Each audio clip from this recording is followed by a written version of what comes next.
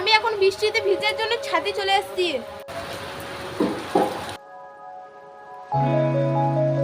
আর ব্লগটা গাইস আশা করি তোমরা সবাই ভালো আছো। আলহামদুলিল্লাহ আমি ভালো আছি। আর হ্যাঁ গাইস আজকের ব্লগটা শুরু করছি ওই 10টার দিকে। এই যে দেখতে পাচ্ছ এইটা আমার ছোটবেলাকার খুব প্রিয় খেলনা ছিল। তো ভাই দেখি নিচে যাবো, কিছু কন্টেন্ট শুট করতে হবে।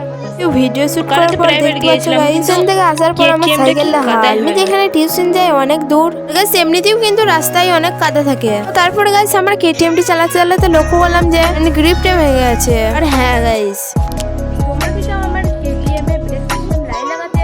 তো কমেন্টে লেখো ইয়েস আর 100 লাইক করে দাও।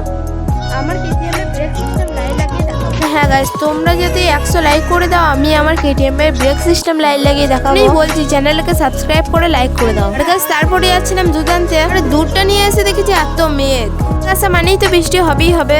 এই জন্য গাইস আমি আবার ছাদে ভিজতে চলে গেলাম। গাইস আমি একবার বৃষ্টিতে ভিজছিলাম, একবার বাথরুমে।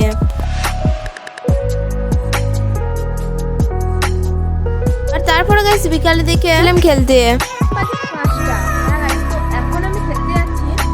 আর গাইস খেলা বলতে কিন্তু ঘুরতেই গেছিলাম, কারণ এত বৃষ্টি তো খেলা হবে না। গাইস আশা করি আজকের ব্লগটা ভালো লেগেছে। ভালো লাগলে একটা লাইক করে দেবে, সাবস্ক্রাইব করে দেবে আর পাশে থেকে বেল আইকনে দাবিয়ে দেবে।